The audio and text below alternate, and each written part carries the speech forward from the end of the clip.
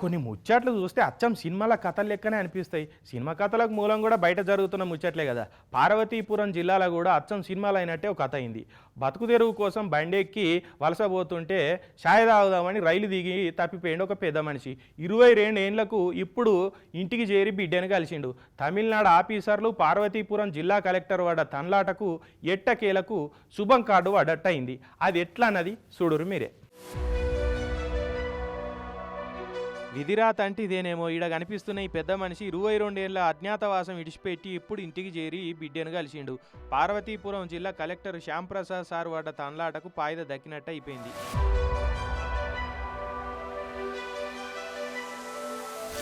అచ్చం సినిమా కథ లెక్కనే ఉన్నది పెద్ద మనిషి కథ. ఈ పెద్ద ఆయన పేరు కొండగొర్రె సుక్కు. 22 ఏళ్ల కిందట బతుకు తెరువు కోసం అని తోటి ఊరోళ్ళతోటి కలిసి పాండిచ్చేరికి పోదామని రైలు ఎక్కిండు. తమిళనాడుకు పోయినాక ఏదో రైల్వే స్టేషన్ వస్తే ఆడ దిగి షాయ తాగిండట. మళ్ళొచ్చే వరకు రైలు వెళ్ళిపోయింది. భాష కాని భాష, చదువు రాదు, ఎవరిని ఎట్లా అడగాలనో తెలియక కాడు పడ్డాడు. ఏడ్చుకుంటూ ఉంటే ఎట్లా, ఏదైనా బతుకు తెరువు చూసుకోవాలి కదా అని రైల్వే స్టేషన్ కానే తిరుక్కుంటూ ఉంటే ఒక రైతు తీసుకుపోయి ఆయన గొర్రెల కాడ కావలు పెట్టిండట. ఇంత తిండి పెట్టుడు తప్ప జీతం ఇవ్వకుంటేనే పని చేపించుకున్నాడట ఇన్నేళ్ళు. ఇక ఇంటి మీద బుద్ధి పుట్టి ఎటు వెళ్ళిపోకుండా ఎట్టి సాకిరి చేయించిండట.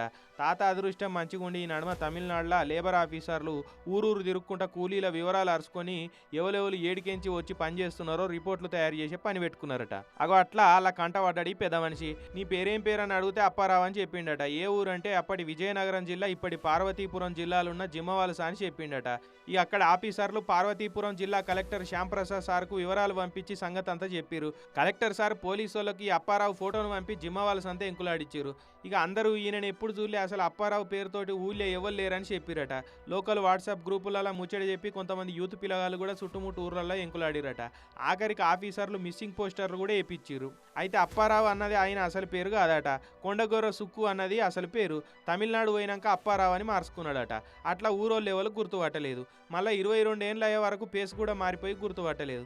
ఆఖరికి అనంతరావు టంకాల అనేటైనా గుర్తుపట్టిండు. పార్వతీపురం మండలం ములక్కాయల వలసలుండే సాయమ్మ తండ్రి అప్పారావు అలియా సుక్కు అని ఎరకబట్టి వాళ్ళ బిడ్డకు విషయం చెప్పిండు.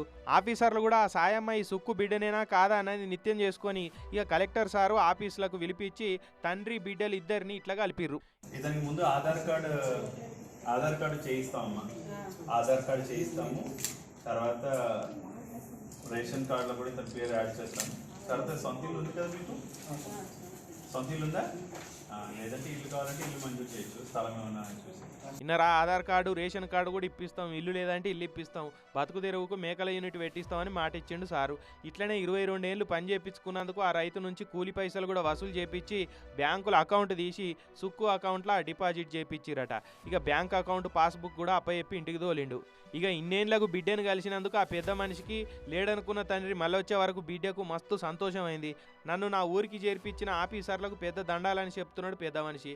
విధి ఆడే వింత నాటకం అంటిగో చూడురు ఎట్లున్నదో.